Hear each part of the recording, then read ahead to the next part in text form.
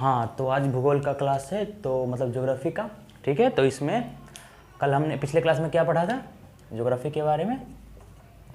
पिछले क्लास में क्या था, हाँ, ज्योग्राफी का डिफिनेशन थी कि कौन कौन से बंदे ने कौन सा डिफिनेशन दिया है ज्योग्राफी के बारे में। और क्या था, हाँ, कुछ सिद्धांत थे संभववाद का, निश्चयवाद का। ठीक है, तो इसके बारे में पिछले क्लास में हमने पढ़ लिया था। जैसे में कि निश्चयवाद का सिद्धांत किसने दिया था, तो निश्चयवाद का सिद्धांत दिया था कौन कौन दिया था, लिटिल एंड रेडजेल। ठीक है, और नवीन का कौन सा दिया था, मतलब नवीन निश्चयवाद का सिद्धांत किसने दिया था, तो एनल सैम्पल एंड हटिंगटन ने। ठीक है, ये नवीन निश्चयवाद का सिद्धांत दिया था। संभववाद और निश्चयवाद क्या है वो सारे हमने पिछले क्लास में पढ़ा दिया है। ठीक है, तो जो बंदा पहले क्लास नहीं देखा है वो देख के, वो मोस्ट इंपॉर्टेंट है। ठीक है, ज्योग्राफी के लिए। अब हम आज उसके आगे पढ़ेंगे। जैसे में कौन से बंदे ने बुक निकाला था, जिसमें फादर ऑफ ज्योग्राफी किसे बोलते हैं। ठीक है, ये सब तो हमने पढ़ लिया था पिछले क्लास में। आज हम इसके आगे क्लास स्टार्ट करेंगे, जो कि है ज्योग्राफी का सेकेंड पार्ट। इसमें हम आज पढ़ेंगे कि ब्रह्मांड से स्टार्टिंग करते हैं। ठीक है, कि ब्रह्मांड आखिर में है क्या, क्योंकि भूगोल में सबसे पहले तो ब्रह्मांड के बारे में जानना है ना, कि ब्रह्मांड में आखिर है क्या। ब्रह्मांड में फिर पृथ्वी कैसे आई, सौरमंडल का कैसे विकास हुआ, सूर्य का विकास हुआ, तभी तो स्टार्टिंग से धीरे धीरे चलेंगे ना, कंटिन्यू चलेंगे धीरे धीरे। ठीक है, वर्ल्ड ज्योग्राफी कवर करते हुए इंडिया ज्योग्राफी में इंटर करेंगे। ठीक है, वर्ल्ड का सारा कुछ पढ़ेंगे पहले, फिर इंडिया में इंटर करेंगे। ठीक है, आती है दोनों से क्वेश्चन। ठीक है, एग्जाम में ऐसा नहीं कि पहले इंडियन मतलब ज्योग्राफी कवर करवा दूँ, ऐसा बात नहीं है, क्योंकि सीक्वेंस से चलेंगे ना तो अच्छा रहेगा। दोनों चीज़ आती है, ऐसा नहीं कि सिर्फ एक ही आएगा इंडियन ज्योग्राफी, ऐसा नहीं है, दोनों आती है। तो आज ज्योग्राफी का सेकेंड पार्ट स्टार्ट है। तो इसमें हम ब्रह्मांड के बारे में पढ़ते हैं कि आखिर ब्रह्मांड कहते किसे हैं। ठीक है, ब्रह्मांड है क्या, हमें पढ़ना नहीं समझना है। ठीक है, आज तक तो पढ़ाई लोग कर रहे थे, अब समझना है। पढ़ाई मतलब एग्जाम पास करने के लिए पढ़ाई अब समझना है। बिना समझे एक भी एग्जाम में पास नहीं हो सकते। ये बोर्ड का एग्ज़ाम नहीं है और सीबीएसई का जो रट लो और कंटिन्यू लिख दो जाके। इसमें समझना है ताकि हमेशा याद रहे। अगर रटोगे वैसे की तरह ऑब्जेक्टिव रट लो 21 दिन के बाद फिर वापस भूल जाओगे, फिर से वापस याद करना पड़ेगा। इससे अच्छा एक बार समझ लो, ऑब्जेक्टिव आंसर देके कंफर्म मार दोगे। भूल जाओ, क्वेश्चन भूल तो जाओगे, लेकिन जैसे ही ऑप्शन देखोगे ना कि 4 ऑप्शन में है कुछ इससे रिलेटेड हमने समझा था, तो आराम से मार दोगे। ठीक है, तो हम समझते हैं पहले ब्रह्मांड है क्या आखिर में। ठीक है, तो यूनिवर्स जो है जितना भी सारे कुछ है, छोटे अणु से लेके मतलब जितने भी आकाश गंगाएं, गैलेक्सी और छोटे छोटे आइटम जितने भी हैं, सारे के सम्मिलित रूप को ही ब्रह्मांड कहते हैं। ठीक है, कुछ भी, पृथ्वी ब्रह्मांड के अंदर आते हैं, सूर्य भी ब्रह्मांड के अंदर आते हैं, सूर्य गैलेक्सी के अंदर आता है, गैलेक्सी भी, सारे के सम्मिलित रूप को ही ब्रह्मांड कहते हैं। ठीक है, ब्रह्मांड ही ऐसा चीज़ है ना, जितना भी दुनिया में सारा कुछ है। पृथ्वी तो खैर छोटा गोला है, पृथ्वी जैसा बहुत सारे ग्रह हैं, बहुत सारे गैलेक्सी हैं, सारे के सम्मिलित रूप को ही ब्रह्मांड कहते हैं। ठीक है, समझ में आ गया। तो इसका एक डिफिनेशन क्या हुआ कि छोटे अणुओं से लेके, छोटे छोटे चीज़ों से लेके, अणुओं से लेके महाकाय आकाश गंगाओं के सम्मिलित रूप को, मतलब गैलेक्सियों के सम्मिलित रूप को ही ब्रह्मांड कहते हैं। बस यही सिंपल है, और क्या, इससे ज़्यादा नहीं है। इतना ही समझ लो कि जितना भी दुनिया में चीज़ है, सारी चीज़ सम्मिलित रूप को ही ब्रह्मांड कहते हैं। बस अब आ जाओ, और ये ब्रह्मांड का ही एक हिस्सा है पृथ्वी। ब्रह्मांड के सामने पृथ्वी का कोई मतलब अस्तित्व नहीं है कि है पृथ्वी क्या आखिर, क्योंकि ब्रह्मांड में बहुत कुछ बारे में जानेंगे। ब्रह्मांड के अंदर कौन सा है, उसके अंदर क्या है, उसके अंदर क्या है, उसके अंदर क्या है। पृथ्वी तो बहुत लास्ट में आती है, जिस पे हम लोग अभी हैं यहाँ पे, और हमारा देश कहाँ आती है फिर। तो ये हम आज पढ़ेंगे ब्रह्मांड क्या है पहले। तो जैसे मैं कि ब्रह्मांड का डिफिनेशन मैंने बता दिया है। पहला टॉपिक मारो यहाँ पे। आज हम ज्योग्राफी में क्या पढ़ने वाले हैं, ब्रह्मांड। ठीक है, ब्रह्मांड के बारे में जैसे डिफिनेशन मैंने जान लिया कि क्या है ब्रह्मांड। अब हम ब्रह्मांड के आगे बढ़ते हैं। तो ब्रह्मांड बनने का कोई बंदा तो थ्योरी दिया होगा ना। अब ऐसा तो है नहीं, जैसे मैं बहुत पहले तो हटाओ, पहले के हिस्ट्री में जाओ, ब्रह्मांड के बारे में कोई नहीं जानता था क्या है ज्योग्राफी, कुछ नहीं। लेकिन फिर धीरे धीरे जब वैज्ञानिक और विद्वान लोग आए तो ब्रह्मांड की उत्पत्ति का सिद्धांत देंगे ना, कैसे बना है ब्रह्मांड, जो ब्रह्मांड की उत्पत्ति हुई है, तारे, गोले, ग्रह, ये सब कैसे बने हैं, कुछ तो बताया हो ना बंदे ने। तो बहुत सारे बंदे आए। पहले तो एक बंदा आते हैं तो अपना महाविस्फोटक का सिद्धांत देते हैं, जॉर्ज एब्जोर्ज लेमेंटेरे। ठीक है, इनका सिद्धांत ही अभी तक फिक्स बैठा है। चलो इनका बाद में देखते हैं। पहला हम सिद्धांत देख लेते हैं। एक बंदा आते हैं थॉमस गोल्ड एंड कौन, Hermann Bondi. Thomas Gold and Hermann Bondi दो दोस्त होते हैं अमेरिका में। ये दोनों रिसर्च करते हैं और एक थ्योरी देते हैं ब्रह्मांड की उत्पत्ति के बारे में। वो थ्योरी होता है साम्यावस्था का सिद्धांत या फिर स्थिर अवस्था का सिद्धांत। ठीक है, जिसे क्या बोलते हैं, steady state theory, steady state theory. तो वो कौन से सिद्धांत देते हैं, यहाँ लिखो ब्रह्मांड की उत्पत्ति का ब्रह्मांड के उत्पत्ति का सिद्धांत, ठीक है, उत्पत्ति का सिद्धांत। तो पहला सिद्धांत लिखो। पहला सिद्धांत है साम्य अवस्था का सिद्धांत, साम्य अवस्था का सिद्धांत या स्थिर अवस्था का सिद्धांत। जो मैं बोल रहा हूँ ना मेरे बट पे जाओ, ठीक है, लिखने में नहीं समझा। स्थिर अवस्था का सिद्धांत, ठीक है, इसको इंग्लिश में क्या बोलते हैं? स्टेडी स्टेट थ्योरी, STEAD और स्टेट थ्योरी, ठीक है। तो साम्य अवस्था और सिद्धांत किसने दिया था ये? तो Thomas Gold and Herman Bondi, Thomas Gold and Herman Bondi, ये दो बंदे होते हैं, दोस्त होते हैं, इन्होंने इस पर रिसर्च करके अपना देते हैं। कुछ भी नहीं है साम्य अवस्था और स्थिर अवस्था का सिद्धांत, कुछ भी नहीं। ये लोग फालतू में कुछ भी बोल देते हैं। इन्होंने बोला कि ब्रह्मांड जो है ना, इसका ना कोई आदि है ना अंत है, ये कंटिन्यू अपरिवर्तित रहता है, ठीक है।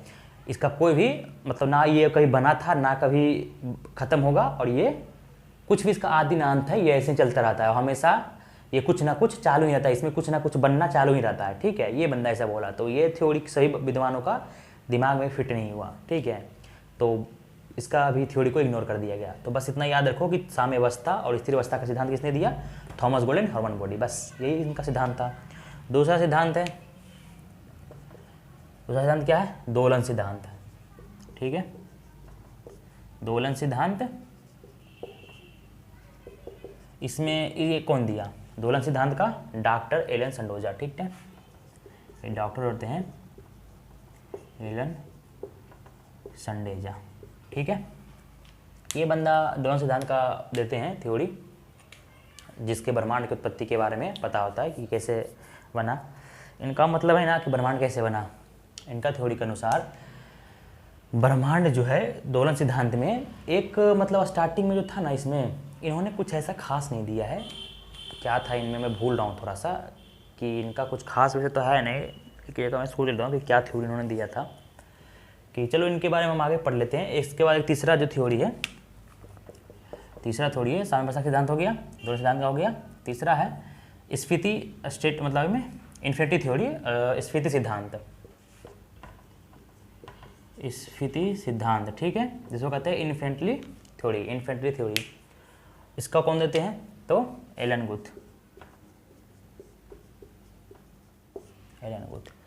एलन गुथ ने बोला स्फीति सिद्धांत में कि ब्रह्मांड जो, जैसे मैं महाविश्व सिद्धांत को तो पहले दे दिया था जॉर्ज एलिमेंटेरे ने, तो उनके अनुसार ब्रह्मांड जो है ना वो स्टार्टिंग में एक पॉइंट में द्रव्यमान में मतलब एक पॉइंट में बंधा हुआ था। एक छोटा सा होता है गोला, समझो इतनी सी आकार का, जितना भी आकार का, उसे उसका डेंसिटी बहुत ज़्यादा होता है और आकार में बहुत छोटा होता है। तो इसके अनुसार इन्होंने बोला, डॉक्टर एलन गुथ ने अपना स्फीति सिद्धांत दिया ब्रह्मांड के उत्पत्ति की थ्योरी में, कि अभी का जितना भी ब्रह्मांड में फैला हुआ पिंड है उसके द्रव्यमान को अगर कैलकुलेट करोगे और जो इसके द्रव्यमान के ऐसे मतलब एक पॉइंट में कन्वर्ट कर दोगे एक बॉल में, और वो बॉल का डेंसिटी जो पहले था उसके आकार में नहीं है, मतलब वो पहले वाला जो द्रव्यमान था ना, छोटा वाला ब्लैक होल वाला जिससे ब्रह्मांड बना है, वो कम था उसका द्रव्यमान, और अभी जितना है ना बहुत सारे उसका ज़्यादा है। इसलिए बस ये फालतू थ्योरी दी है, इन पर भी ध्यान नहीं देना, ठीक है। बहुत सारे विद्वानों को समझ नहीं आया, जैसे हम सबको समझ नहीं आया, तो इस पर भी खत्म सिद्धांत हो गया। और फिर एक बंदा आते हैं लास्ट, चौथा, जॉर्ज लेमेंतेरे। इन्होंने दिया महाविस्फोटक का सिद्धांत, महाविस्फोटक सिद्धांत, जिसे बिग बैंग बोला गया, ठीक है, बिग बैंग थ्योरी, ठीक है। किसने दिया? जॉर्ज लेमेंतेरे ने, जॉर्ज लेमेंतेरे, शॉर्ट फॉर्म याद रखो, जॉर्ज लेमेंतेरे, ठीक है, जॉर्ज लेमेंतेरे या जॉर्ज लेमेंतेरे, कहीं कहीं लिखा होगा जॉर्ज लेमेंतेरे या जॉर्ज लेमेंतेरे, ठीक है। ये पादरी होते हैं और खगोलज्ञ भी होते हैं बेल्जियम का, ठीक है, बेल्जियम एक देश है वहाँ का। ये पादरी और खगोलज्ञ दोनों होते हैं, दोनों विश्वास करते हैं। ये 1800 ये थ्योरी को इन्होंने 1894 से 96 तक में रिसर्च करके बता देते हैं, ठीक है। लेकिन इस थ्योरी की व्याख्या कौन करता है? इस थ्योरी की व्याख्या जो है रिसर्च करके बताता है रॉबर्ट, ठीक है, रॉबर्ट वेगनर ने इसका व्याख्या करते हैं इस थ्योरी का, ठीक है, सभी के सामने अच्छा से प्रेजेंट करते हैं। तो पहले क्या था, साम्यावस्था या स्थिर अवस्था का सिद्धांत। साम्यावस्था या स्थिर अवस्था का सिद्धांत, स्टेडी स्टेट थ्योरी किसने दिया, Thomas Gold and Herman Bondi. इनके अनुसार ब्रह्मांड में ना ब्रह्मांड का ना आदि है ना अंत है, वो हमेशा अपरिवर्तित रहता है समय के अनुसार, और अभी तक ब्रह्मांड में कुछ ना कुछ बनते ही रहता है, चालू रहता है हमेशा। दूसरा बनने आता है दोलन सिद्धांत, डॉक्टर एलन संडोजा। इनके अनुसार क्या होता है कि इनके अनुसार, मैं भूल रहा हूँ थोड़ा सा, बाद में देख लूँगा। दोलन सिद्धांत में इतना याद रखो, दोलन सिद्धांत इसको कहते हैं पुलिस्टिंग यूनिवर्स थ्योरी। पुलिस्टिंग यूनिवर्स थ्योरी को डॉक्टर एलन संडोजा ने दिया है, ठीक है। स्फीति सिद्धांत, स्फीति सिद्धांत इन्फिनिटी थ्योरी जिसको एलन गुथ ने देते हैं। तो इसी सिद्धांत के अनुसार मैंने क्या बोला कि जो भी स्टार्टिंग में ब्रह्मांड के जो स्टार्टिंग में पिंड थे, ब्रह्मांड का जो छोटा गोला था उसका द्रव्यमान और अभी जितना में फैला हुआ है उसका द्रव्यमान कैलकुलेट करोगे तो अभी का द्रव्यमान ज़्यादा है, ठीक है। जैसे मैं एक स्टार्टिंग में, जैसे यहाँ पे स्टार्टिंग में एक पॉइंट था, जैसे ब्रह्मांड फैला है ना, फूटने के बाद ब्रह्मांड फैला है, तो जो छितर आया है ना जैसे बहुत सारे कण, वो सब अगर इकट्ठा करोगे ना तो इसका द्रव्यमान ज़्यादा है, इसका कम ही रहेगा, इसलिए ये थ्योरी बैठता नहीं है। वह इतना ही बोल के उन्होंने दिया था, ठीक है। कौन किसने, स्फीति स्टेट थ्योरी एलन गुथ ने। तो इनका भी कोई ज़्यादा विद्वान माना नहीं। तो ये चार सिद्धांत था ब्रह्मांड की उत्पत्ति में, 4 सिद्धांत था, ठीक है। चौथा जो आता है महाविस्फोटक सिद्धांत, यही अभी तक इसको मान्यता मिला है कि हाँ, सारा रिसर्च करके नासा और सर्न, CERN सर्न जो यूरोपीय संघ का रिसर्च सेंटर है, वो सब ने मिलके प्रूफ कर दिया है कि हाँ, मतलब ये सही है, रॉबर्ट इसका जॉर्ज लेमेंतेरे वाला। तो मैं बताऊँगा आगे कैसे प्रूफ हुआ है। और इनका व्याख्या जो है विस्फोट बिग बैंग थ्योरी का कौन दिया, जॉर्ज लेमेंतेरे ने, लेकिन व्याख्या किसने किया, रॉबर्ट वेगनर ने, ठीक है। तो अब बात आती है, तो ये तीनों को छोड़ो, बस इनका कौन कौन दिया है थ्योरी याद रखो। और महाविस्फोटक सिद्धांत, हम बिग बैंग थ्योरी के बारे में जानते हैं कि बिग बैंग थ्योरी आखिर क्या होता है। अब यहाँ लिखूंगा तो नहीं, बता दे रहा हूँ। बिग बैंग थ्योरी के अनुसार, ठीक है, स्टार्टिंग में सारा जो ब्रह्मांड होता है ना वो एक पॉइंट पे केंद्रित होता है। इनके अनुसार, बिग बैंग थ्योरी के अनुसार, जो ब्रह्मांड आज तक फैल रहा है ना, इसे कंटिन्यू गैलेक्सियों के बीच में दूरी बैठते देखा गया है, तो गैलेक्सी से दूर जा रहे हैं, ठीक है, बहुत सा चित्रा जा ही रहे हैं।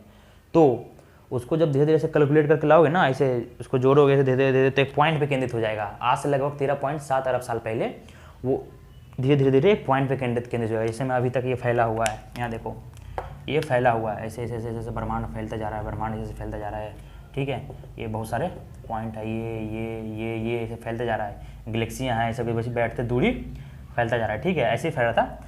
ये सबको जब धीरे धीरे से केंद्रित करते लाओगे ना ऐसे, तो धीरे धीरे जब ये सब सटाना स्टार्ट करोगे, ऐसे ये फैलते जा रहा है ना, अभी तक ये थोड़ी देर की फैलते जा रहा है, धीरे धीरे सटाना स्टार्ट करोगे ना, तो ये एक धीरे धीरे एक पॉइंट पे आके केंद्रित हो जाएगा, ठीक है। महाविश्वदान में जिसको ब्लैक होल बोलते हैं, स्टार्टिंग में ब्लैक होल होता है, नाम बाद में चंद्रशेखर खोजते हैं इनका, ब्लैक होल से बोला गया। तो एक केंद्रित होता है एक पॉइंट में। इसका डेंसिटी ब्लैक होल का डेंसिटी इतना अधिक होता है कि इतना अधिक कि बहुत ज़्यादा डेंसिटी होता है। जैसे में कि अब जितना भी ब्रह्मांड में सारा कुछ फैला हुआ है, पृथ्वी, सौरमंडल, बहुत सारे ग्रह, गैलेक्सी, तारे को अगर एक जगह से मरोड़ के रख दोगे इतना सा गोला में, तो कितना उसका वेट हो जाएगा। भले ही वो छोटा हो गया है आकार में, लेकिन वेट तो बहुत तगड़ा होगा उसका। तो वैसे ही होता है, इसको सारे को ऐसे गोल करके एक पॉइंट पे होता है, ठीक है। तो इसमें डेंसिटी तो अधिक होगा, आकार बहुत छोटा लेकिन डेंसिटी बहुत ज़्यादा, क्योंकि बहुत सारे सामान को जब ला के ऐसे करके एकदम बीच में उसको मचोड़ के रख दोगे तो आकार तो छोटा हो गया, लेकिन वेट तो ज़्यादा ही रहेगा ना, जितना वेट हो जाएगा। तो वैसे ही ये था, आज से लगभग 13.7 अरब साल पहले, बाद में प्रूफ करते हैं नासा लोगों ने। तो इनका थ्योरी था बिग बैंग महाविस्फोटक सिद्धांत के स्टार्ट से, मतलब महाविस्फोटक सिद्धांत में जॉर्ज लेमेंत्रे ने बताया कि आज से लगभग 13.7 अरब, ये डेट पता चला बाद में, लेकिन लगभग मानो इतना कि आज से लगभग इन्होंने बोला कि 12 से 15 अरब साल पहले सारा कुछ एक क्या था, एक पॉइंट पे केंद्रित था, ठीक है, एक पॉइंट पे, जैसे मैंने अभी बताया उसे ब्लैक होल बोला गया था। तो और उसका घनत्व इन्होंने बोला नहीं ब्लैक होल था, वो बस एक पॉइंट पे इतना सा जो गोला में केंद्रित था, जिसका वेट बहुत ज़्यादा और साइज छोटा था। उसमें इतना ऐसे मतलब उतना उसमें आया ना खिंच, मतलब वो केंद्रित, मतलब ऐसे जुड़ता गया, ऐसे जुड़ता गया ना, ज़्यादा हो गया तो वो फट गया आराम से। कैसे कुछ एकदम ज़्यादा जुड़ जाएगा तो वो फट जाएगा, कोई चीज़ भी पर प्रेशर डालते रहो, ऐसे प्रेशर डालो तो वो फट जाएगा ना। वैसे ही सारा कुछ जब एक साथ जुड़ा हुआ था ना, ज़्यादा जुड़ता हुआ जाता केंद्रित के कारण वो फट गया, विस्फोट हो गया उसमें बहुत भयंकर, और विस्फोट हुआ तो वो फैलता गया। वही है सिद्धांत ये कि जब ये गोला था तो इसमें आकस्मिक विस्फोट होता है, ऑटोमेटिक विस्फोट होता है, संकेंद्रित होने के कारण, मतलब जुड़ते रहने के कारण इसमें विस्फोट हो जाता है और ये छितराना स्टार्ट कर देता है। तो ये ऐसे छितराना स्टार्ट हुआ और धीरे धीरे जैसे इसका फैलता गया फैलाव, ठीक है, सारा जगह। और ये जैसे फैलता जा रहा है ना, ये दोनों मतलब बहुत सारे गैलेक्सियाँ के बीच अभी भी दूरी जारी है, बहुत सारे गैलेक्सियाँ अभी भी दूर जा रहे हैं, मतलब एक दूसरे से बहुत सारे चीज़ दूर ही जा रहे हैं, तो इसी कारण हुआ। तो ब्लैक होल समझ गए ना, ये थ्योरी, महाविस्फोटक का सिद्धांत तो जॉर्ज लेमेंत्री ने दिया था, लेकिन व्याख्या इसके बारे में डिटेल्स जो अभी मैं बता रहा हूँ वो किसने दिया था, रॉबर्ट वेगनोर ने किया था, ठीक है। और जॉर्ज लेमेंत्री बेल्जियम के खोलक और पादरी दोनों होते हैं, ठीक है, पादरी तो गॉड वो ईसाई वाले वो होते हैं, वेगनोर देते हैं कि थ्योरी। तो यही था विस्फोटक सिद्धांत। क्या था महाविस्फोटक सिद्धांत? कि इनके अनुसार लगभग 12 से 15 अरब साल पहले सारा कुछ एक छोटा सा गोलक में केंद्रित था, जिसका साइज तो बहुत छोटा है लेकिन वेट बहुत ज़्यादा होगा, ठीक है। उसमें अचानक एटॉमिक विस्फोट होती है जिससे ब्रह्मांड का निर्माण हो गया, और वो अभी भी सारे गैलेक्सियों के बीच में दूरियां बढ़ती जा रही है, ठीक है। तो इसके कारण अभी तक मान्यता इसका सिद्ध माना गया कि हाँ ये हो सकती है बात। वो तीनों सिद्धांत जो था वो तो बोला भाई कुछ भी बोल दिया बंदे ने आके, छोड़ो सबको, लेकिन इनका बात सत्य माना गया। तो इसी पे हम आज चर्चा करेंगे, ठीक है। हो गया बस, यही तो था महाविस्फोटक सिद्धांत और कुछ भी नहीं। तो इस पर बंदे ने बोला हाँ ठीक है बोला ना। उसके बाद नासा, महाविस्फोटक सिद्धांत खत्म हो गया, अब नासा की बारी आती है। तो नासा लोग ने बोला कि ऐसे कैसे मान लें भरोसा, इन्होंने तो 1894 में दे दिया है, तो इस पर चलो रिसर्च करते हैं। तो नासा ने 1900, नासा जो होता है अमेरिका का स्पेस एजेंसी, ठीक है, इन्होंने 2001 में, नासा 2001 में एक मैप का फुल फॉर्म होता है माइक्रोवेव एनिस्टॉफी प्रोब, ठीक है। वो एक खोजी ग्रह होता है, बस ऊपर ग्रह घूम रहा है वो फोटो लेता है उस टाइम, ठीक है। बस बड़े बड़े ग्रहों आकाश गंगाओं के बीच का फोटो लेता है, उसका नाम है खोजी उपग्रह। तो मैप एक खोजी उपग्रह होता है, माइक्रोवेव एनिस्टॉफी और प्रोब इसका नाम होता है फुल फॉर्म। तो इसका मतलब निकालता है नासा के, चलो रिसर्च करते हैं कि ये बात सत्य है कि नहीं, जो लेमेंत्री ने बताया महाविस्फोटक सिद्धांत में। तो इसका नेतृत्व जो है ना, इसका नेतृत्व मतलब इस जितना भी रिसर्च होता है ना, इसका नेतृत्व कौन करता है? तो एक डेविड विलिंगसन,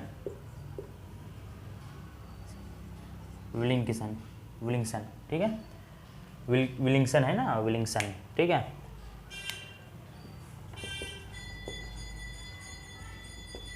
विलिंगसन, ठीक है, डेविड विलिंगसन के नेतृत्व में ये चीज़ को जारी किया जाता है। तो मैप जब ऊपर जाता है, ग्रह घूमता है सारा गैलेक्सी के बीच में, देखता है कि हाँ भाई दूरी बढ़ रही है, तो इससे सिद्ध होता है कि हाँ ये बात सच है। और नासा ने फिर इस पर तर्क निकालता है कि आज से लगभग 13.7 अरब साल पहले ब्रह्मांड का निर्माण हुआ था, ठीक है। तो डेट कितना निकाला इन्होंने सर्च करके? 13.7 अरब पहले ही ब्रह्मांड का निर्माण हुआ है। मतलब कि इस नासा ने जो 2001 में मैप नाम का ये खोजी उपग्रह आसमान अंतरिक्ष में भेजता है गैलेक्सियों के बीच बढ़ती दूरी का फोटो लेने के लिए, उससे रिसर्च पता चलता है, जिसका नेतृत्व डेविड विलिंगसन कर रहे थे, उसका अध्यक्षता करते हैं। तो उससे फोटो लेने के बाद में सारा कुछ रिसर्च होने के बाद पता चलता है कि हाँ जो महाविस्फोटक सिद्धांत दिया था उन्होंने सच बोला है, लेकिन वो दूरी 12 से 15 अरब नहीं, वो 13.7 अरब साल पहले की घटना है। अगर 13.7 अरब साल पीछे जाओगे ना, सारा कुछ को समेटते धीरे धीरे जैसे दूरी बढ़ती है, तो एक पॉइंट में केंद्रित हो जाएगा, जिसे ब्लैक होल बोला गया था, जो कि महाविस्फोटक सिद्धांत का जो लेमेंत्री ने थ्योरी दिया था। तो बोला ठीक है। फिर अगले साल ही इनका मृत्यु हो जाती है, 2002 में विलिंगसन की मृत्यु हो जाती है। तो इस मैप जो खोजी उपग्रह घूम रहा है ना, उसका नाम डब्लू मैप रख देता है। ये पूछ देगा क्वेश्चन में, डब्लू मैप नाम आता है, विलिंगसन माइक्रोवेव एनिस्टॉफी प्रोब, ठीक है, इन्हीं के नाम पर, क्योंकि विलिंगसन के नेतृत्व में ही सब चीज़ खोजा गया था, मतलब जो रिसर्च स्टार्ट हुआ था। तो इनकी मृत्यु हो जाती है अगले साल ही विलिंगसन के, तो इन्हीं के नाम पे रख देता है डब्लू मैप, मतलब विलिंगसन माइक्रोवेव एनिस्टॉफी प्रोब 2002 में, ठीक है। बस तो यही घटना थी। चलो इसको भी इन्होंने डेट दे दिया। अब डेट दिया तो जा रहा, चलो ये तो डेट दे दिए, और भी बंदे तो हमें ना, अब यूरोपियन संघ वाले बोला कि भाई नासा ने रिसर्च कर दिया तो हम रिसर्च करेंगे इस चीज़ पे, ब्रह्मांड पे। तो इन्होंने एक मतलब यूरोपियन वाले ने सर्न, जिसका फुल फॉर्म है सर्न, मैं ये मिटा दे रहा हूँ अब। तो सर्न जो है यूरोपीय संघ रिसर्च वाला, उन्होंने जोनेवा में एक अंडरग्राउंड बनाता है सुरंग, ठीक है। उस सुरंग में जो सुरंग की लंबाई होती है वो 27 किलोमीटर की होती है, और गहराई जो है मतलब 50 से 175 मीटर की गहराई रहती है। और सुरंग का निर्माण करता है जितना होता है 27 किलोमीटर। उसमें क्या होता है कि प्रोटॉन बीमों को टकराया जाता है, जिसे बोला गया लार्ज हैड्रन कोलाइडर, ठीक है, लार्ज हेक्टर कोलाइडर नहीं, लार्ज हैड्रन कोलाइडर। चलो, तो जेनेवा वाले ने सर्न, यहाँ स्टार मारो। फिर जब नासा ने अपना रिसर्च कर दिया कि हाँ ये बात सच है, महाविश्व सिद्धांत का सच है, नासा ने रिसर्च किया था ना अभी, तो इन्होंने भी सर्न वाले CERN, centre of European research and nuclear, ठीक है, तो यूरोपीय संघ वालों ने जेनेवा में, जेनेवा एक जगह है ना, मतलब राजधानी है ना उस देश का, जेनेवा, ठीक है, जेनेवा में एक सुरंग की मतलब बनाता है सुरंग, उसमें मतलब बता दिया ना 50 मीटर गहरा रहता है, 175 मीटर गहरा उसमें, और 27 किलोमीटर लंबी रहती है सुरंग। उसमें प्रोटॉन बीमों को प्रकाश की गति से टकराया जाता है, क्योंकि प्रकाश की गति से स्पीड कोई सा गति नहीं होती है, तो उसी के स्पीड से दोनों बीमों को टकराया जाता है। जैसे क्या बोला गया था, इस रिसर्च को क्या बोला गया था, इस रिसर्च को बोला गया था, यहाँ लिख लो, रिसर्च को बोला गया था large hadron collider, hadron collider, collider या कोलाइडर लिख देना, जो भी हो। लार्ज हेक्टर कोलाइडर नहीं, लार्ज हैड्रन कोलाइडर कुछ नाम था इसका ही, लार्ज हैड्रन कोलाइडर, जिसमें कि प्रोटॉन बीमों को प्रकाश की गति से टकराया जाता है और ब्रह्मांड के बनने की उत्पत्ति की चीज़ खो जाती है। इसे ही गॉड पार्टिकल भी बोला गया था। गॉड पार्टिकल कोई भगवान से रिलेटेड चीज़ नहीं है, ठीक है, ईश्वरीय कानून से नहीं बोला गया है, वो बस एक बंदा बुक लिखता है गुड मैन करके, गॉड मैन करके, और पब्लिशर उसका नाम चेंज करके गॉड पार्टिकल कर देता है, ठीक है, तो बस वही है गॉड पार्टिकल, समझो इसको ही गॉड पार्टिकल ही बोला गया था, ठीक है। और जो प्रोटॉन बीमों को टकरा के हिग्स बोसॉन एक थ्योरी है, जिसे रिसर्च जो वैज्ञानिक होता है हिग्स, वो देते हैं थ्योरी, तो हिग्स बोसॉन का निर्माण करने की इसमें होता है। प्रोटॉन बीमों को जब टकराता है ना, बहुत सारे प्रोटॉन बीमों को प्रकाश गति से, तो ब्रह्मांड बनने का थ्योरी से निकलता है कि टकराया होगा तभी ऐसे विस्फोट फैलता है, तो वो हिग्स बोसॉन का निर्माण होता है। हिग्स बोसॉन होता है पता है क्या, बहुत सारे प्रोटॉन बीम जब टकराएगा तो वो छितरा जाएगा, ब्रह्मांड के जैसा फोटो बन जाएगी उसकी, ठीक है, तो उसे हिग्स बोसॉन कहते हैं। हिग्स बोसॉन की थ्योरी किसने दिया था, तो हिग्स नाम का वैज्ञानिक 1964 में इस थ्योरी का व्याख्या किया था, जब वो कॉस्मोलॉजी पे अध्ययन करने गए थे, तो ठीक है, ब्रिटिश वैज्ञानिक होता है, लेकिन वो थ्योरी जो रहता है ना बोसॉन थ्योरी, वो इंडिया का सत्येंद्र नाथ जो इंडिया के वैज्ञानिक होते हैं वो पहले ही दे देते हैं, समझो इन्हीं का चुराया हुआ रहता है वो, जो ब्रिटिश वैज्ञानिक हिग्स ने स्टार्ट करता है, उसे हिग्स बोसॉन थ्योरी बोला गया, जिसमें ब्रह्मांड की उत्पत्ति का चर्चा किया गया था। तो ये भी जो पहले था ये ना, ये रिसर्च ये 2008 में स्टार्ट करता है, तो वो असफल हो जाती है। फिर 2010 में जो स्टार्ट करता है ना, तो वो सफल निकलती है। 2012 में इसका प्रूफ मिल जाता है कि हाँ बात सही है महाविस्फोटक सिद्धांत वाला। तो बस इतना ही था,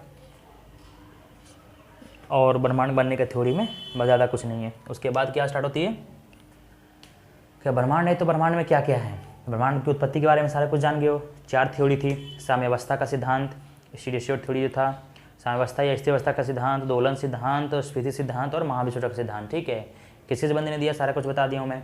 अब हम स्टार्ट करेंगे क्या, तो हाँ अब इसको मिटा दे रहा हूँ। अब गैलेक्सी क्या है, गैलेक्सी के बारे में जानेंगे।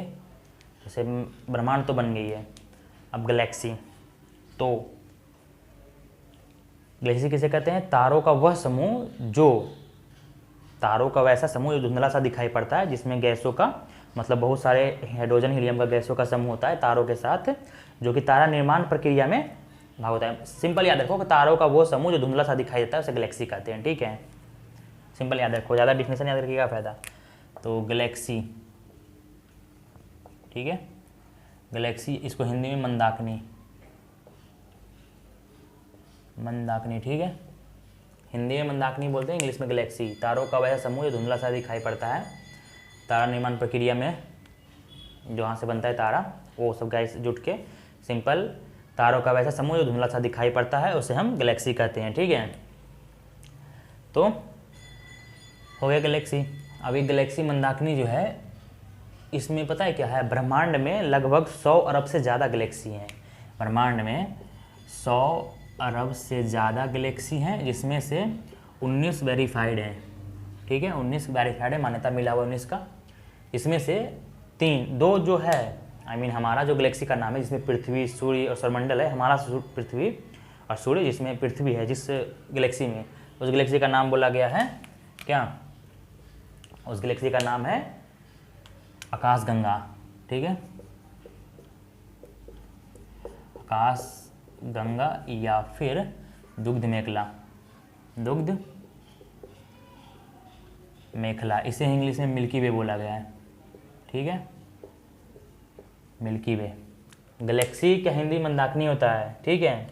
लगभग ब्रह्मांड में 100 अरब से ज़्यादा गैलेक्सियाँ हैं जो कि 19 वेरीफाइड हैं, उसमें से एक हमारा है जिसमें पृथ्वी है और सूर्य है, वो हमारा गैलेक्सी है। उस गैलेक्सी को क्या बोला गया है? 100 अरब में से एक गैलेक्सी है जिसमें हम लोग हैं, हमारा पृथ्वी है, उसे आकाशगंगा या दुग्ध मेखला बोला गया है, इंग्लिश में मिल्की वे बोला गया, ठीक है। इसी में सौरमंडल, सूर्य, पृथ्वी, सारे 9 ग्रह इसी में है। ये 100 अरब में से एक गैलेक्सी ये है जिसका नाम है दुग्ध मेखला, जो हमारा गैलेक्सी है। इसे किसने देखा सबसे पहले? गैलीलियो ने। इसे किसने देखा? गैलीलियो ने, गैलीलियो, ठीक है, गैलील हो गया ना, गैलीलियो, गैलीलियो ने देखा। थोड़ा वर्ड में देख लेना, मैं वर्ड में थोड़ा गलती लिखता हूँ, ठीक है। तो गैलीलियो ने देखा सबसे पहले इसको। इससे पहले तो अलग अलग ही थ्योरी माना गया था कि जैसे में पृथ्वी जो है पूरा ब्रह्मांड के केंद्र में है, इसको क्या बोला गया था? भू केंद्रित सिद्धांत बोला गया था, ठीक है। केपलर और कोपरनिकस ने देता है। फिर सूर्य केंद्रित सिद्धांत आता है, उसके बारे में सौरमंडल में पढ़ेंगे कि चारों ओर पहले ब्रह्मांड मतलब पृथ्वी जो है ना वो केंद्र पे स्थित रहता है और फिर सूरज भी केंद्र पे स्थित होता है। लेकिन जब गैलीलियो ने इसका आकाशगंगा दुग्ध मेखला की खोज कर देती है, सबसे पहले देखा था, खोज करता है, तो ये सारा थ्योरी खत्म हो जाती है। ये वो आगे सौरमंडल में पढ़ेंगे। पहले गैलेक्सी में क्या हो गया? 100 अरब गैलेक्सियाँ हैं और 100 अरब गैलेक्सी में एक गैलेक्सी जो हमारा है उसका नाम है दुग्ध मेखला या आकाशगंगा या मिल्की वे, ठीक है। उसी में सूर्य, पृथ्वी, सारे ग्रह हैं इसी आकाशगंगा में, जिसे गैलीलियो ने पहले देखा था। अब आता है एक और बात, आता है सुपर क्लस्टर किसे बोलते हैं। आकाशगंगा तो हो गया, चलो सबसे पहले और भी डिस्कस कर लो। आकाशगंगा जब है तो इसके एक नज़दीक का, इसके सबसे नज़दीक का कौन सा है? इसके निकट का एक गैलेक्सी है जिसका नाम है देवयानी, ठीक है, देवयानी एंड्रोमेडा, देवयानी एंड्रोमेडा। और अभी न्यू एक गैलेक्सी खोजा गया था, नवीनतम, सबसे नवीनतम गैलेक्सी का क्या नाम है? 19 वेरीफाइड है ना, तो सबसे नवीनतम क्या नाम है? तो उसका नाम है ड्वार्फ गैलेक्सी, ड्वार्फ मंदाकिनी, ठीक है। और जो हमारे आकाशगंगा जो गैलेक्सी से 19 गैलेक्सी वेरीफाइड हैं, 100 अरब से ज़्यादा गैलेक्सियाँ हैं, उसमें से एक हमारा गैलेक्सी, इसका नाम है दुग्ध मेखला या मिल्की वे। इसके सबसे नज़दीक जो है गैलेक्सी, उसका क्या नाम है? उस गैलेक्सी का नाम है देवयानी, ठीक है, एंड्रोमेडा। और जो अभी नवीनतम खोजा गया है गैलेक्सी, उसका नाम है ड्वार्फ मंदाकिनी। जैसे में ये देखो, ये हमारा गैलेक्सी है, ठीक है, गैलेक्सी सर्पिला है हमारा वाला, इसका 10%। एक और यहाँ सबसे नज़दीक जो है ना, तो इस गैलेक्सी, ये तो दुग्ध मेखला, ये मिल्की वे हो गया, ठीक है, हमारा वाला, हमारा बाप का ये। और ये हो गया किसका? देवयानी, हमारा पड़ोसी,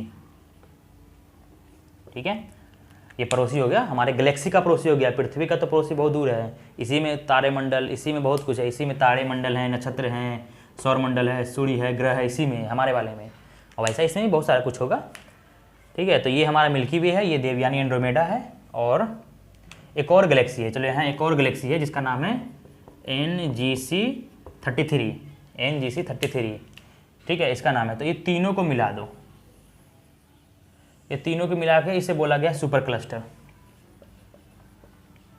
सुपर क्लस्टर, ठीक है। क्या मैंने बोला?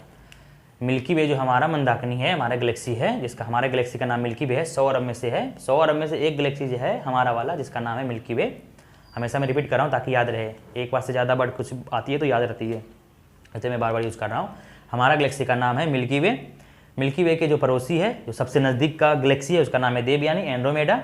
और एक और गैलेक्सी है जिसका नाम है NGC 33, ठीक है। एक ही पड़ोसी थोड़ा होगा, एक इधर पड़ोसी है तो एक इधर भी पड़ोसी होगा हमारा, लेकिन सबसे नज़दीक पड़ोसी हमारा ये है। कोई खास पड़ोसी होता है ना कि उसके बारे में हम लोग ज़्यादा चुगली करते हैं बगल वाले के, तो उसका नाम है देवयानी, ठीक है, मतलब एंड्रोमेडा। और एक और है NGC 33।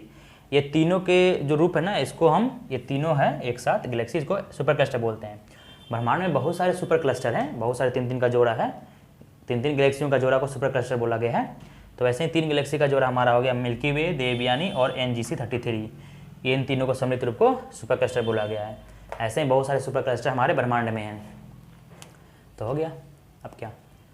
और हमारे गैलेक्सी के अंदर एक, ये मेरा बात को ध्यान दो, हमारे गैलेक्सी के अंदर एक सबसे चमकीले और शीतल और चमकीले तारों का समूह है, जिसे क्या बोला गया है? हमारे गैलेक्सी के अंदर एक शीतल और चमकीले तारे का समूह, जिसे ओरियन नेबुला बोला गया है। तो याद रखो कि हमारे मंदाकिनी कहाँ गया, हमारे दूध मेखला के अंदर, हमारे गैलेक्सी के अंदर जो सबसे ज़्यादा शीतल और चमकीले तारों का समूह है उसे हम क्या बोले हैं, ओरियन नेबुला। ओरियन नेबुला, सब लिख लो इसको, ओरियन नेबुला। सारे क्वेश्चन आ चुके हैं, आने वाले हैं, सब मोस्ट इंपॉर्टेंट है, क्योंकि हमें समझना है। एक बार समझ जाओ सारा कुछ कंटिन्यू फिर हो जाएगी, ऐसे एक एक वर्ड याद करने की चीज़ नहीं है। तो सुपर क्लस्टर हो गया, समझ गया ना कि तीनों के जोड़े का सुपर क्लस्टर बोला गया। अब इसे मैं मिटा दे रहा हूँ।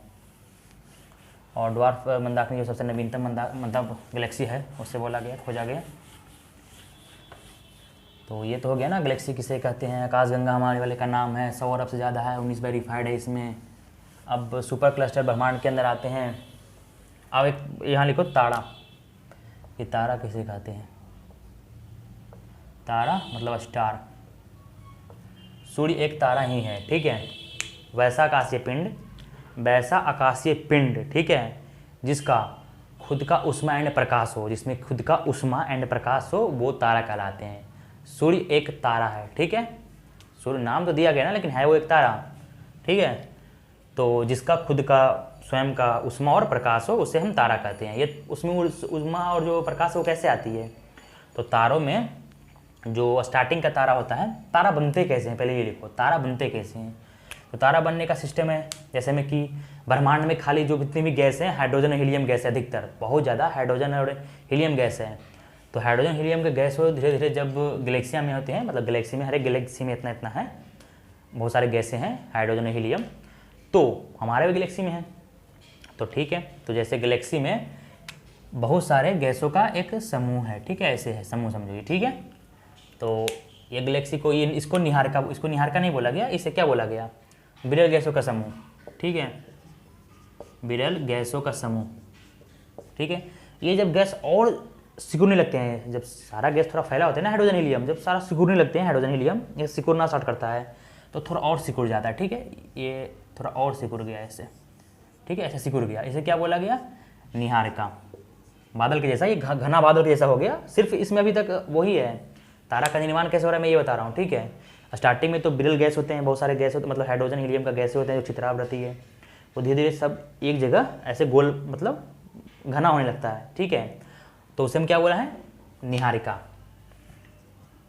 निहारिका नेबुला, ठीक है, उसे नेबुला बोला गया, निहारिका नेबुला, ठीक है। इसके बाद इसमें संलयन की प्रक्रिया स्टार्ट हो जाती है, जब सारा कुछ सिकुड़ता है ना तो इसमें आग लग जाती है, ठीक है। आग लग जाने को क्या बोला गया, fusion, nuclear fusion. Nuclear fusion कैसे होता है, तो दो हाइड्रोजन मिलकर एक हीलियम में कन्वर्ट होता है और ऊर्जा मतलब ऊर्जा निकलती है, जिसको वही बोलता है दहनने, मतलब जलने लगता है, ठीक है, उसी से स्टार बन जाता है तारा। तो दो हाइड्रोजन मिलके हीलियम बनाते रहता है, ठीक है, और ऊर्जा निकलती रहती है। यही है मेन तारों का स्रोत, ऊर्जा निकालने का स्रोत। दो हाइड्रोजन मिलके हीलियम बनाते रहता है कंटिन्यू, तभी उसमें उष्मा और ऊर्जा रहती है हर एक तारे में। सूरज में भी ऐसा ही है, जब तक ये बनाता रहेगा तब तक उसमें ऊर्जा और उष्मा रहेगी, ठीक है। तो उसे क्या बोला गया, तारा। अब तारा बन गया यहाँ पे, ठीक है, तारा। इसी तारा को सूर्य भी बोला गया, सूर्य भी मान सकते हो, सूर्य भी ऐसा ही है। और इस प्रक्रिया को जो हाइड्रोजन से हीलियम बनता है उस प्रक्रिया को न्यूक्लियर फ्यूजन बोलते हैं, नाभिकीय संलयन, ठीक है। तो तारा कैसे बन गया, ये मैं बताया तारा यहाँ कैसे बन गया। तो पहले हाइड्रोजन बन के हीलियम बना दिया, H2 हीलियम बन गया और प्लस ऊर्जा मुक्त किया। इसी से जब जितना भी हाइड्रोजन ऐसे ही दो हाइड्रोजन बन के हीलियम बन रहा है तो ऊर्जा मुक्त हो रहा है, इसे मतलब आग लग गई है और ये प्लाज्मा अवस्था होता है। प्लाज्मा अवस्था जानते हो ना, प्लाज्मा अवस्था जो लिपा साफ रहता है, जैसे फेविकॉल नहीं देखो, फेविकॉल वो प्लाज्मा अवस्था में होता है। जिसमें कुछ भी लोहे को स्टार्टिंग में पिघला दिया जाता है, लोहे को पिघला के रख दो तो वो रहेगा प्लाज्मा अवस्था में, लेकिन वहाँ से हिले डुलेगा नहीं, लेकिन वो रहेगा पानी नहीं, पानी तो लिक्विड है। प्लाज्मा अवस्था एक होता है पिघला हुआ कोई चीज़ जो अगर गिरा दो तो वैसे ही रहता है, इधर उधर नहीं होगा, उसे प्लाज्मा अवस्था कहते हैं। तो ये दहन की प्रक्रिया जो है ना, सूर्य वो प्लाज्मा अवस्था में ही है, ठीक है। तो हाइड्रोजन से हीलियम बन गया, ऊर्जा निकल रहा है, इस चीज़ को, इस घटना को क्या बोलते हैं, न्यूक्लियर फ्यूजन, नाभिकीय संलयन, नाभिकीय संलयन, ठीक है, न्यूक्लियर फ्यूजन। जब तक ये बनता रहेगा हाइड्रोजन से हीलियम तब तक इसमें ऊर्जा रहेगी तारों में। अगर जैसे ही फिर ये खत्म होने लगा, खत्म होगा ना कुछ भी चीज़, तो हाइड्रोजन से ही खत्म होने लगता है, हीलियम बनने की प्रक्रिया बंद हो जाती है और सारा जैसे या फिर सारा हाइड्रोजन हीलियम में कन्वर्ट हो जाता है, सारा हाइड्रोजन हीलियम में कन्वर्ट हो जाता है, तो ये सूर्य का जो तापमान रहता है ना वो कमना स्टार्ट हो जाता है, इसका ऊर्जा कमना स्टार्ट होता है। जैसे में सारा हाइड्रोजन हीलियम बना रहा है तो ऊर्जा निकल रहा है, सारा हाइड्रोजन खत्म हो गया सिर्फ हीलियम बन गया तो क्या हो गया, तो जो ऊर्जा का स्रोत है वो कमेगा ना, तो जब कमता है ना ऊर्जा का स्रोत तब बन जाती है कौन सा, लाल दानव। ऐसा ये ऊर्जा कम गया, ये रेड कलर का हो जाता है, रेड कलर का होने के कारण से लाल दानव बोला गया है, रेड जाइंट। दानव नहीं है, कोई राक्षस नहीं है, मतलब नाम दिया गया है बस रेड जाइंट, क्योंकि इसका ऊर्जा कम गया है। ठीक है, अब ऊर्जा कम गया है। हाँ एक चीज़ याद रखो यहाँ पे कि अगर कोई भी मतलब सूर्य का या तारे का रंग जो ढल रहा है उसका क्या मतलब है, तो वो सिर्फ टेम्परेचर बताता है। जिसमें कि रेड अगर टेम्परेचर है ना, यहाँ पे लिखो स्टार मार के कि अगर तारा लाल कलर का है तो कौन सा ताप है, लाल कलर का है तो निम्न ताप है, सबसे कम निम्न ताप, बस टेम्परेचर ये बताता है। ठीक है, अगर तारा जो है ये सफ़ेद है, जब तारा सफ़ेद होता है तो इसमें कौन सा ताप होता है, मध्यम ताप, मध्य ताप। ठीक है, निम्न ताप मतलब 6000 डिग्री सेल्सियस, और लास्ट होता है नीला। जब तारे का कलर या सूर्य का कलर नीला रहता है तो इसमें सबसे हाई टेम्परेचर होती है उस टाइम।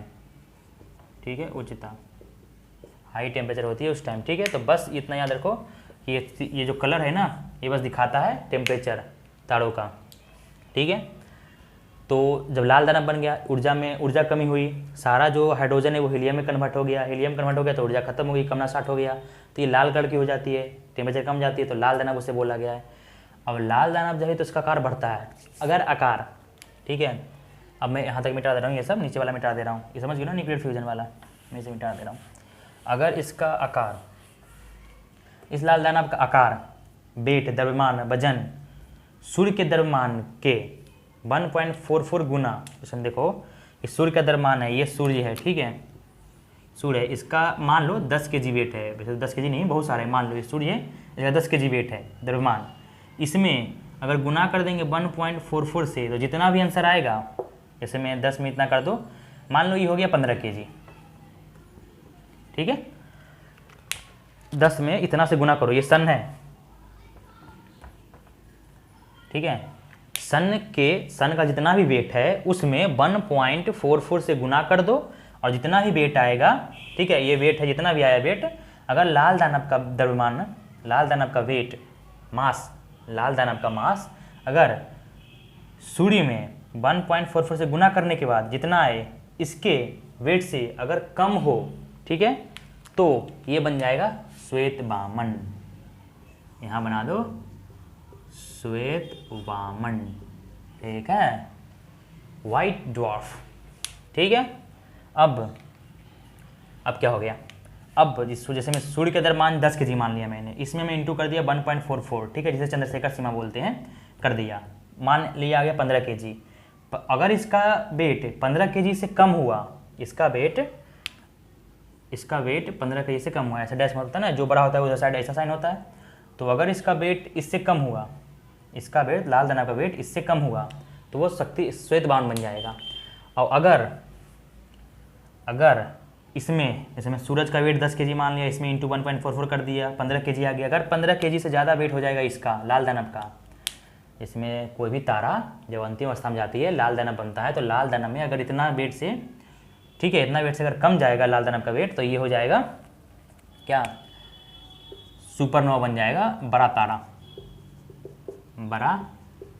तारा या सुपरनोवा, मतलब अभिनव तारा बन जाता है, अभिनव तारा लिखो इसे, सुपरनोवा, ठीक है, अभिनव तारा, सुपरनोवा कुछ नहीं है, अब विस्फोट कर जाएगा, ये सुपरनोवा बनते ही ये विस्फोट हो जाती है।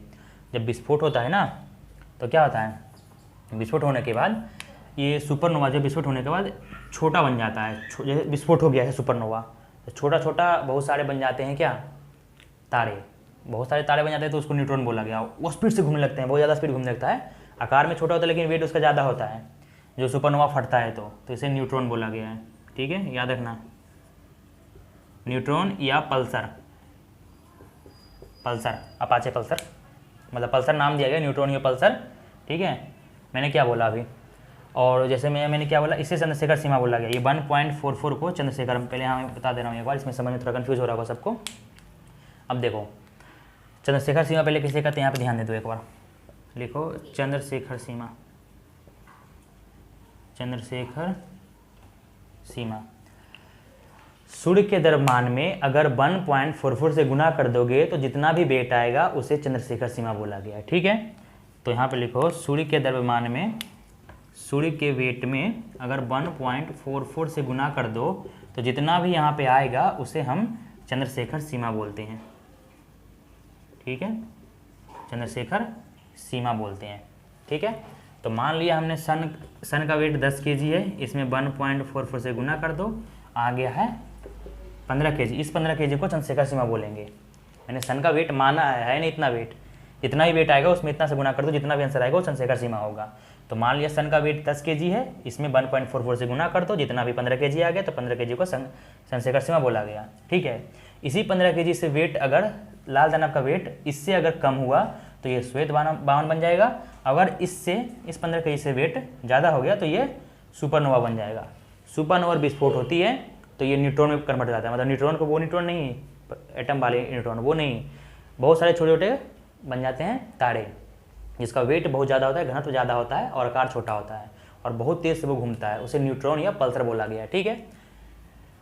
पल्सर या क्वेसर, न्यूट्रॉन जो भी है सब उसी को बोला गया है। तो बस ज़्यादा डिफरेंस नहीं है। चंद्रशेखर सीमा समझ में आ गया ना सबको, तो मैं इसे मिटा दे रहा हूँ। अब न्यूट्रॉन और पल्सर बन जाते हैं अभिनव तारा, ठीक है। सुपरनोवा, बस तारों का भयंकर विस्फोट को सुपरनोवा बोलते हैं। तो लाल दानव का आकार जब चंद्रशेखर सीमा से ज़्यादा हो जाता है तो सुपरनोवा बनता है। सुपरनोवा विस्फोट होता है तो न्यूट्रॉन और पल्सर बन जाता है, क्योंकि छोटा तारा। और जब लाल दानव का वेट चंद्रशेखर सीमा से कम होता है तब ये श्वेत बामन बन जाता है। और श्वेत बामन जो है, जब ये चमकना बंद करता है, श्वेत बामन जब चमकना बंद करता है तो ये ब्लैक ड्वार्फ बन जाता है, काला बामन, काला बामन मतलब ब्लैक ड्वार्फ बन जाता है, ठीक है। और जब ये सुपरनोवा विस्फोट करता है ना तो इसके बीच में एक ब्लैक होल बन जाती है। सुपरनोवा से विस्फोट हुआ तो ब्लैक होल बन जाएगी। इसमें यहाँ पे सुपरनोवा है, ये विस्फोट हो गया तो विस्फोट हुआ तो यहाँ ब्लैक होल बन गया, इस चित्र आ गया सारा कुछ, इसका ब्लैक होल बन गया। इसे हिंदी में कृष्ण छिद्र या कृष्ण विवर बोला गया, ठीक है। ब्लैक होल बन गया, इसमें बहुत ज़्यादा मैग्नेटिक पावर होती है। तो मैग्नेटिक पावर से ये ना काला बामन और श्वेत बामन को अपनी ओर आकर्षित कर लेता है और उसको चिपका लेता है। तो तारे का अंतिम रूप जो होता है ना वो ब्लैक होल होता है। याद रखना, तारे का अंतिम रूप क्या होता है, ब्लैक होल, ठीक है। ब्लैक होल क्या है, तो ब्लैक होल जैसे मैं यहाँ डिफरेंस बता दिया है कि ब्लैक होल एक छोटा सा पॉइंट होता है गेंद की तरह, उसका वेट बहुत ज़्यादा होता है, बहुत ज़्यादा ही घनत्व होता है, आकार बहुत छोटा होता है, ठीक है। तो बस यही ब्लैक होल होता है, समझ में आया ना। पहले विरल गैस, जैसे में तारा बनने का प्रक्रिया क्या है, विरल गैस रहती है। तारा किसे कहते हैं, तारा में पहले बता दिया हूँ कि जो भी आकाशीय पिंड में अपना उष्मा और प्रकाश हो उसे तारा कहते हैं। तारा बनता कैसे है, तो पहले विरल गैस रहते हैं, हाइड्रोजन हीलियम गैस रहते हैं फैले हुए। जब वो धीरे धीरे मतलब जुड़ना स्टार्ट होता है ना तो एक धुंधला सा बादल बना आता है, बादल उसी गैसों का, हाइड्रोजन हीलियम गैसों का, तो वो निहारिका कहलाता है, ठीक है। निहारिका, ये नेबुला, ये नेबुला में जब जुड़ता है ना तो फिर एक संलयन की प्रक्रिया स्टार्ट होती है, न्यूक्लियर फ्यूजन होता है हाइड्रोजन हीलियम में, जिससे कि दो हाइड्रोजन एक हीलियम में कन्वर्ट होता है और ऊर्जा निकालता है, ठीक है। तो जब से ऊर्जा निकालता है वो उसमें आग लग के मतलब वो जलने लगता है, तो उसे तारा बोला गया, ठीक है। न्यूक्लियर, जब तक हाइड्रोजन हीलियम बनता रहेगा, ठीक है, तब तक ये तारा चमकता रहेगा, ठीक है। अगर ये खत्म हो गया हाइड्रोजन, जिसको न्यूक्लियर फ्यूजन कहते हैं, तो वो धीरे धीरे कमना स्टार्ट हो जाएगा, जो लाल दानव हो गया, ठीक है। मतलब ऊर्जा कमती है जब, क्योंकि हाइड्रोजन खत्म हो गया तो वो लाल दानव बन जाएगा। लाल दानव का वेट अगर सूर्य में, जैसे चंद्रशेखर सीमा के बोला ना कि सूर्य के वेट में अगर 1.44 से गुना कर दो, जितना भी आएगा उसे चंद्रशेखर सीमा बोलते हैं। तो लाल दानव का वेट, वजन, द्रव्यमान अगर चंद्रशेखर सीमा से कम हुआ, चंद्रशेखर सीमा से कम हुआ तो वो श्वेत बामन बन जाएगा, ठीक है। और श्वेत बामन जब चमकना बंद होती है तो वो ब्लैक बामन बन जाता है, ब्लैक ड्वार्फ, ठीक है, काला बामन। और वैसे ही अगर चंद्रशेखर सीमा से ज़्यादा वेट हुआ अगर लाल दानव का तो वो सुपरनोवा होता है, मतलब विस्फोट होता है। वो विस्फोट होता है तो छोटे छोटे तारे बन जाते हैं, जैसे न्यूट्रॉन और पल्सर, ठीक है। न्यूट्रॉन, पल्सर या क्वेसर बोलते हैं, ठीक है। जिसका जो छोटा न्यूट्रॉन बनता है बहुत तेज़ी से घूमता है, इसका वेट ज़्यादा होता है, आकार छोटा होता है। तो समझ में आ गया ना। एक और लिख लो, रेड शिफ्ट की घटना और ब्लू शिफ्ट की घटना, इसका मतलब बस समझ लो। Red shift. रेड शिफ्ट की घटना के मतलब होता है पिंड जो है वो आपस से दूर जा रहे हैं, जैसे सारे पिंड है ना वो जब दूर जाते हैं ना अपने से, तो उससे रेड शिफ्ट का घटना बोलते हैं। ठीक है, एक और घटना होती है blue shift, BLU blue shift की घटना। जब सारे पिंड आपस में एक दूसरे के क्लोज आना स्टार्ट होते हैं तो उसे पिंडों को आपस में आने को, नज़दीक आने को ब्लू शिफ्ट घटना बोलते हैं और दूर जाने को रेड शिफ्ट घटना बोलते हैं। तो ये दो वर्ड याद रखना कि अगर कहीं लिखा आ जाए ना कि ब्लू शिफ्ट रेड शिफ्ट घटना क्या है, सुपरनोवा क्या है, नोवा क्या है, नेबुला क्या है, सारा मैं कुछ बता दिया हूँ अभी। अब मैं इसे निकाल देता हूँ। सबको समझ में आ गया ना? निहार का किसे बोला गया? तारे बनने की प्रक्रिया के बीच किया गया, जब सारे गैस से जुड़ते हैं, ठीक है, तो नेबुला हो गया वो निहार का, तारा बन गया, फिर लाल दानव बन गया, श्वेत दानव बन गया, श्वेत दानव चमकना बंद करता है तो काला बामन। ठीक है, ये तो सारे समझ में आ गया ना, वीडियो वापस देख लेना।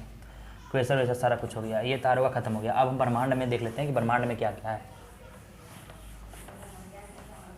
अब ब्रह्मांड में देख लो एक ओवरव्यू बस कि ब्रह्मांड के अंदर क्या क्या है। तो ब्रह्मांड के अंदर क्या क्या है, तो पहले ब्रह्मांड लो। ब्रह्मांड के अंदर, इसमें मैं बड़ा हासा बना दे रहा हूँ, ये हो गया ब्रह्मांड। ठीक है, ब्रह्मांड के अंदर क्या है, नहीं जरा छोटा बना दे रहा हूँ क्योंकि नीचे और भी, तो चलो लिख दो यहाँ पे दिखिएगा, और भी बनाओ,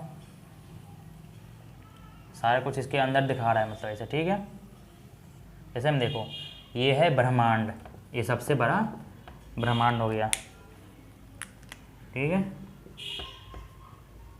इसके अंदर, ब्रह्मांड के अंदर बहुत सारे 100 से ज़्यादा गैलेक्सियाँ हैं, मंदाकिनी, इतने सुपर क्लस्टर, क्योंकि तीन गैलेक्सियों के समूह को सुपर क्लस्टर बोला गया। ठीक है, तो तीन गैलेक्सियों के समूह को सुपर क्लस्टर बोला गया, तो इसे लिखो super cluster, super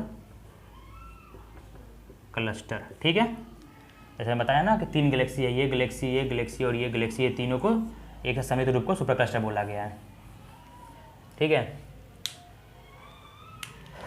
super cluster बोला गया है ना ये, और कुछ में छूट तो नहीं रहा ना? हाँ, मिल्की वे हमारा वाला गैलेक्सी है, तुम्हें आपको मालूम है। अब देखो फिर सुपर क्लस्टर हो गया, वही बहुत सारे सुपर क्लस्टर, हर एक सुपर क्लस्टर के अंदर एक एक गैलेक्सियाँ होती है। ठीक है, तो गैलेक्सियाँ लिख लो। फिर मंदाकिनी, गैलेक्सी को हिंदी में मंदाकिनी बोलता है, मंदाकिनी। ठीक है, अब मंदाकिनी के अंदर तारामंडल होते हैं, तारामंडल, तारा नहीं तारामंडल, बहुत सारे तारों के समूह को तारामंडल बोला गया है। टोटल 88 तारामंडल हैं, याद रखना, टोटल 88 तारामंडल, 27 नक्षत्र हैं, तो इसको तारामंडल, तारामंडल जो कि 88 हैं। अरे साला इसको और बनाओ। तारामंडल के अंदर नक्षत्र, नक्षत्र के अंदर एक हो गया, एक हो गया, क्या हो गया फिर? तारामंडल के अंदर नक्षत्र दिख रहा है ना, नक्षत्र, नक्षत्र के अंदर सौरमंडल, नक्षत्र के अंदर सौरमंडल, सौरमंडल के अंदर सूर्य और, मतलब सौरमंडल में ही सूर्य, ग्रह, पृथ्वी सारे कुछ है। तो हमने क्या बनाया, ब्रह्मांड, ये पूरा ब्रह्मांड है, ब्रह्मांड। ठीक है, ब्रह्मांड के अंदर क्या है, सुपर क्लस्टर, सुपर क्लस्टर के अंदर मंदाकिनी, गैलेक्सी, गैलेक्सी के अंदर तारामंडल, तारामंडल के अंदर नक्षत्र, नक्षत्र के अंदर सौरमंडल, और सौरमंडल के अंदर सूर्य जो कि है। इसमें हम एक ओवरव्यू बना देता हूँ। ये हो गया यूनिवर्स, ब्रह्मांड, ब्रह्मांड सबसे बड़ा हो गया, फिर सुपर क्लस्टर, क्लस्टर, ठीक है, फिर गैलेक्सी, मंदाकिनी, फिर इससे बड़ा तारामंडल, छोटा मतलब तारा, फिर से छोटा नक्षत्र, इसे छोटा सौरमंडल। ठीक है, ये हो गया ब्रह्मांड सबसे बड़ा, फिर क्लस्टर जो 3 गैलेक्सियों का समूह होता है, मंदाकिनी, फिर एक गैलेक्सी कोई भी, तारामंडल, फिर जिसमें जो 88 तारामंडल हैं, जिसको सबसे बड़ा तारामंडल हाइड्रा है, फिर नक्षत्र, 27 नक्षत्र होते हैं, सौरमंडल फिर उसके बाद। ठीक है, मैं अभी इसे मिटा दे रहा हूँ।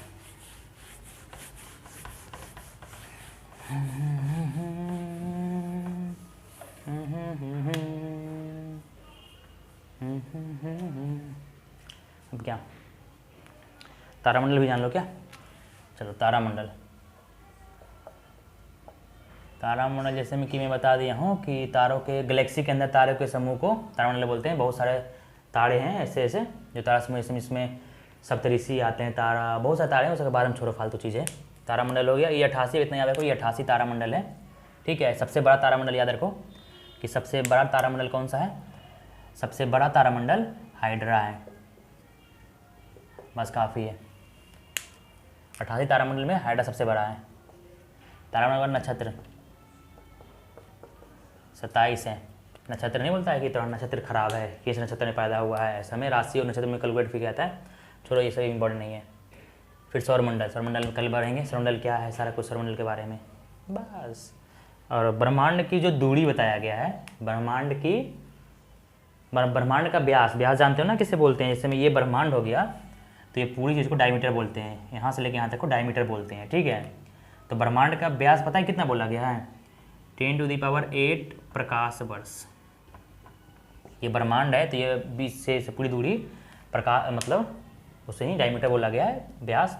और ब्रह्मांड का व्यास 10⁸ प्रकाश वर्ष है, मतलब पता है 10 पे 8 जीरो लिख दो, 10 पे 8 जीरो। 1 2 3 4 5 6 7 8 कितना हो गया 8, मतलब 10 करोड़। 10 करोड़ प्रकाश वर्ष ब्रह्मांड की व्यास है। और एक प्रकाश में कितनी दूरी है मालूम है? चलो ये भी जान लो, आज टाइम पास कर लेते हैं। 1 सेकेंड प्रकाश की स्पीड, लाइट की speed, speed of light 3 lakh kilometre पर सेकेंड होता है, ठीक है। 3 लाख किलोमीटर पर सेकेंड, ठीक है। लाइट 1 सेकेंड में 3 लाख किलोमीटर ट्रैवल करता है, ठीक है। और ऐसा ही अगर लाइट 1 सेकेंड में 3 लाख किलोमीटर ट्रैवल करता है तो 1 साल अगर लाइट ट्रैवल करता रहे तो कितना दूरी तय कर लेगा 1 साल में? उसी को 1 प्रकाश वर्ष बोलते हैं, ठीक है। मतलब एक दिन में कितने सेकेंड होते हैं? 1 मिनट में 60 सेकेंड, ठीक है। 1 घंटे में 3600 सेकेंड हो गया। 1 घंटे में 3600 सेकेंड हो गया तो एक दिन में इंटू करेगा उसमें 24 से तो 86,000 कुछ आएंगे, मतलब सेकेंड। एक दिन में 86,000 सेकेंड, ठीक है। तो एक साल में 86,000 इंटू 365 कर दो तो आएंगे लगभग, मतलब लाइट की ओवरऑल हटाओ ये सब, मान लो कि 1 प्रकाश वर्ष कितना हो गया दूरी? 1 प्रकाश वर्ष 1 प्रकाश वर्ष इक्वल टू कितनी दूरी हो गया? 94 खरब, 94 खरब, नोट अरब, खरब, 94 खरब किलोमीटर 1 प्रकाश वर्ष की दूरी हुआ। 94 खरब किलोमीटर 1 प्रकाश की दूरी हुआ। तो ब्रह्मांड का व्यास कितना अंदाजा लगाएगा? वैसे तो कोई है नहीं औरंत, 10 करोड़ प्रकाश वर्ष ब्रह्मांड की डायमीटर है, ठीक है। और सूर्य जो है हमारे गैलेक्सी मंदाकिनी में, सूर्य जो है वो सूर्य गैलेक्सी के केंद्र से दूर 30,000 प्रकाश वर्ष दूर चक्कर लगा रहा है, ठीक है सूर्य। और हमारा गैलेक्सी जो है, हमारा गैलेक्सी जिसको मिल्की वे या मंदाकिनी, मिल्की वे बोला गया, मंदाकिनी मतलब गैलेक्सी होता है, मिल्की वे बोला गया दूध में निकला, इसके बीच वाले पॉइंट को बल्ज बोलते हैं, ठीक है, बल्ज। और ये स्पायरल है, स्पायरल इसको कहते हैं स्पायरल, सर्पिला, 80% सर्पिला या स्पायरल है, ठीक है।